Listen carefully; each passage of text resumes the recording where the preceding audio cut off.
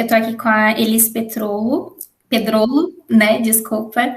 E ela vai conversar um pouco com a gente hoje em relação à prática clínica, aos atendimentos de pacientes com transtorno alimentar e toda essa questão da nutrição comportamental.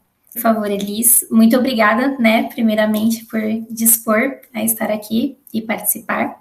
Vanessa, te agradeço o convite. Meu nome é Elis Pedrolo, eu sou nutricionista formada pela Universidade Federal de Ciências da Saúde, aqui de Porto Alegre. Eu fiz mestrado em Ciências Médicas pela URGS, que é a Universidade Federal do Rio Grande do Sul, e doutorado também pela URGS, mas em endocrinologia. A minha vivência com transtorno alimentar se deu como minha primeira oportunidade de trabalho. Eu atendi no CAPS, que é o Centro de Apoio Psicossocial da Infância e da Adolescência, logo que eu me formei, porque eu queria muito atender, eu tinha essa vontade de atender paciente, e foi a oportunidade que me foi aberta, assim como, enfim, primeira opção, eu trabalhei como voluntária nesse CAPS. Nesse período eu fui nutricionista voluntária, depois eu comecei a atender numa clínica, enfim, aqui de Porto Alegre, e depois passei a atender em consultório particular, que é o que eu faço até hoje. Foi a minha primeira experiência de trabalho.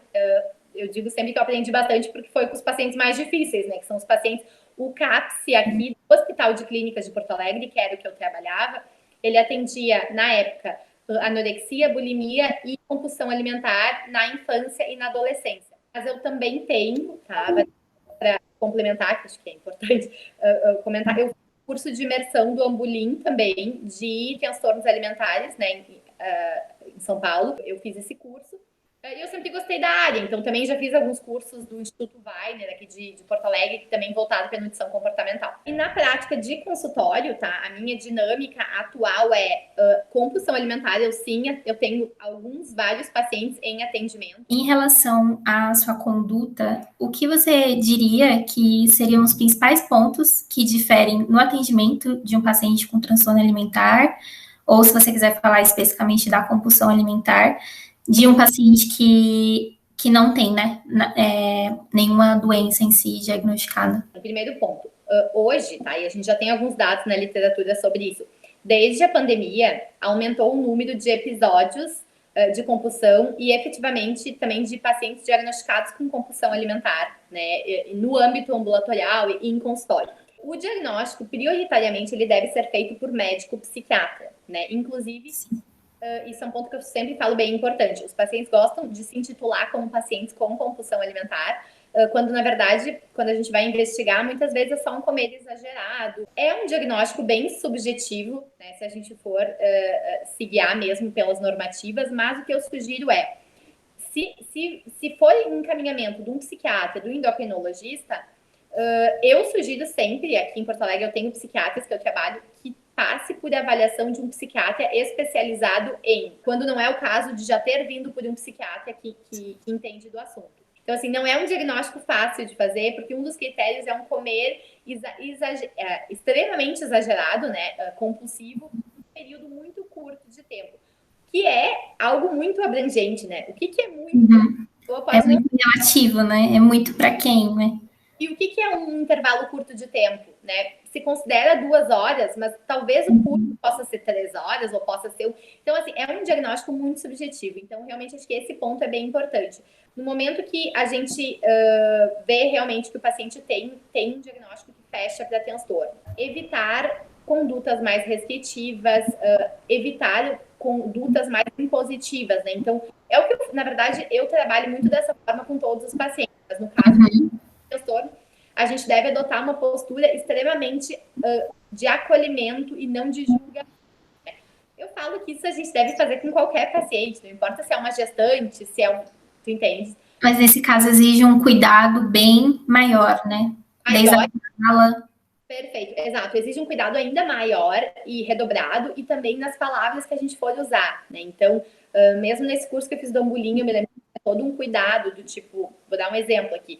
Por exemplo, uma paciente com anorexia ou bulimia, um dos pontos que eu aprendi nesse curso é a gente nunca fazer elogios. Por exemplo, assim, vamos supor que a paciente começa a ganhar cabelo, tá? Ela estava, uma paciente que estava pesando muito pouco, que estava com algum comportamento purgativo, e ela começa a ela perdia muito cabelo, né, por estar com uma alimentação muito desregrada, por todas as questões do transtorno. De repente, ela começa a recuperar. E daí o elogio. Essa paciente, ela vai receber o elogio como eu engordei, né? Você tá me dizendo que eu tô mais cabeluda? Isso significa que eu tô comendo mais. Porque a maneira que esse paciente recebe o comentário, ela não é a maneira, entre aspas, que uma pessoa sem um comer disfuncional receberia. Então, assim, tem todo um cuidado da gente tentar ser mais neutra, uma postura muito neutra, né? Então, não é nem só sobre comentar sobre peso. E dei esse exemplo do cabelo porque eu acho interessante, né? E daqui a pouco pode fazer.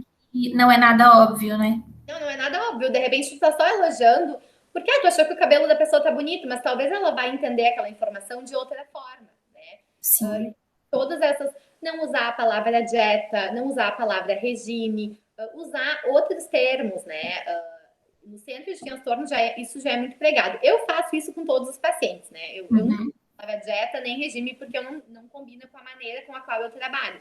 Mas quando a gente atende transtorno, isso é ainda mais importante. Então, usar o teu planejamento alimentar, o teu plano de tratamento, outra forma que eu gosto de usar, o teu esquema, o teu esquema de estilo de vida, né? Usar alguns outros termos assim que são mais abrangentes, mais amplos, né? Quando a gente foca só na regime, dieta, que remete à restrição, à proibição, né? Que é tudo que esse paciente ele não deve, enfim, não deve levar à risca, né? Assim. Uhum.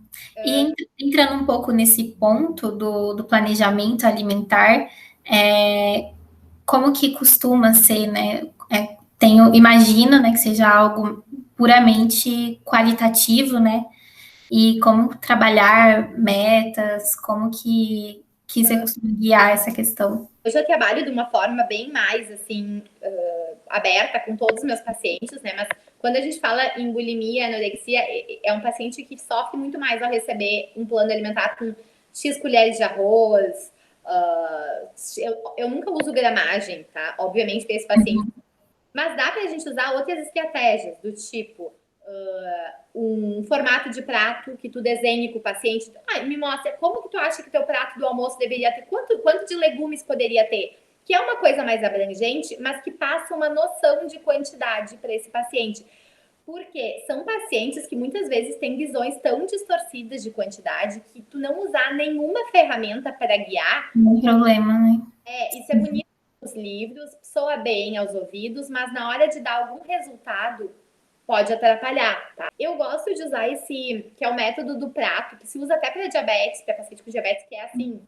É realmente a educação nutricional, né? Você tenta fazer isso da forma mais leve, mais que seja intuitiva possível, né? Exato. Então, claro, eu sempre falo, né? E eu gosto de trabalhar dessa forma. Mais importante do que tratar doenças, a gente trata pacientes, né? Então, também não fica tão assim. Transtorno alimentar é uma coisa muito complexa. Vai ter pacientes, por exemplo, com compulsão alimentar, com um estilo, né, de comer, de estilo de vida, e tu vai adequando isso conforme essa pessoa receber melhor a informação, né? Então, eu sempre trabalho em cima dessa pergunta. Pergunto para o paciente, o que para ti é alimentação saudável? O que tu gostaria de fazer, né? Respondendo a tua pergunta, como que eu desenvolvo uma meta, tá? Para desenvolver uma meta, eu vou sempre partir do olhar do paciente. Eu digo assim, eu valido as tuas metas, eu te ajudo, eu te guio nesse processo. Mas eu gostaria que tu me dissesse o que tu pode fazer. Então, se o paciente me disser, eu acho que eu poderia comer uma porção de salada por dia. Bom, ele me disse isso, então vamos validar isso. Em que momento do dia, né? Porque também, às vezes, deixa tão aberto assim, isso gera, o paciente fica perdido, né? Então, se o Trabalha paciente... também com a autonomia e ele se compromete de certa forma, né? Exato. Então, por exemplo, o paciente te fala que ele gostaria de comer uma porção de hortaliças por dia. Eu poderia deixar isso como uma meta, ok, uma porção de hortaliças por dia, mas quem sabe se eu combinar com ele, quem sabe a gente tenta padronizar isso no almoço, né? Todo almoço tu vai ter uma porção de tomate picado com cenoura, não sei, alguma coisa assim. Usar metas, né, Vanessa, mais inclusivas do que excludentes. Isso pode se aplicar a todos os pacientes, tanto com transtorno de compulsão alimentar, quanto com bulimia, que agrega valor qualidade e alimentação, né? E eu não estou restringindo. Então, o paciente, esses pacientes todos, tá? Eles têm uma visão muito distorcida e muito restritiva. Talvez se eu for só perguntar, tem um paciente com compulsão alimentar, que geralmente já foi em 20 nutricionistas, já fez tudo que é tipo de dieta, né? O que tu gostaria de fazer? Ele vai me responder, acho que eu vou cortar a Coca-Cola e vou cortar o pão. Daí eu digo assim, olha, as nossas metas, elas vão ser inclusivas, não excludentes. Talvez tu vá diminuir o teu consumo de Coca-Cola e de pão, mas por que não colocar, de repente, vamos incluir um pão integral e incluir uma água de coco ou um suco de uva, né? Sei lá eu. Então a gente vai mas eu uso muito essa estratégia, tá? Com todos eles, de usar metas mais inclusivas e menos excludentes. Só para a gente fechar o raciocínio, o que você diria que você observa na sua prática que é a principal diferença das características da compulsão alimentar para os outros transtornos que são mais comuns, né? Mas acho que principalmente a bulimia, que acho que pode ser um fator de que confunde, né? Na hora de identificar realmente, ou de desconfiar, né? De levantar as primeiras suspeitas. A compulsão alimentar, tá? A gente tem uma prevalência muito alta de obesidade. Então, assim, a chance, se tu recebe um paciente com obesidade, tá? Voltar aquele exemplo, tá? Que eu te dei dessa paciente que eu desconfiei. Ela era uma paciente eutrófica com IMC 23,5. E ela me trouxe que tinha compulsão alimentar. Eu desconfiei, tá? Porque eu pensei, não, ela é muito magra, ela não classifica nenhum sobrepeso. Sim. Foi um caso, mas foi o único caso na minha vida, tá? Que aconteceu de uma paciente com eutrofia, tá? Ter compulsão alimentar. Todos os outros que eu atendi era, no mínimo, uma obesidade grau 1, tá? Porque a prevalência é muito maior em de transtorno alimentar com obesidade do que estado nutricional, eutrofia ou sobrepeso. Então, o principal ponto é avaliar o estado nutricional. A chance de um paciente com compulsão alimentar ter obesidade é muito maior, entende? A purgação ou o comportamento compensatório, ele vai ajudar. Então, é muito possível que seja eutrófico ou seja sobrepeso. Ou talvez seja uma obesidade levinha, né? Um grau 1. Mas o estado nutricional é muito importante, tá, Vanessa? Assim, te dando a pista mais fácil da gente conseguir identificar, tá? Saber por onde começar, né? Isso, por isso que eu te disse, se caso aconteça mas talvez tenha, então manda para um terceiro médico avaliar. E a bulimia, claro, a gente tem que ter o comportamento compensatório, né?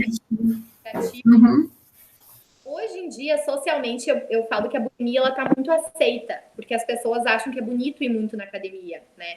Então, a gente... Passar horas. Então, eu sempre faço a analogia, né, daqueles pacientes que postam, eu vou pagar um brownie, fazem, sei lá, 1 hora de esteira e postam, né, pudim pago. Eu brinco, né, entre aspas, que isso é uma analogia ao vômito, né, porque, ok, tu tem que fazer esteira, é importante fazer esteira, mas tu tem que fazer esteira, fazer exercício físico para a tua saúde, não para compensar uma caloria que tu ingeriu em excesso. Então, assim, o que eu penso, tá? Se eu fosse dar um recado para quem se interessa pelo tema, eu acho que é uma área super bacana de estudar.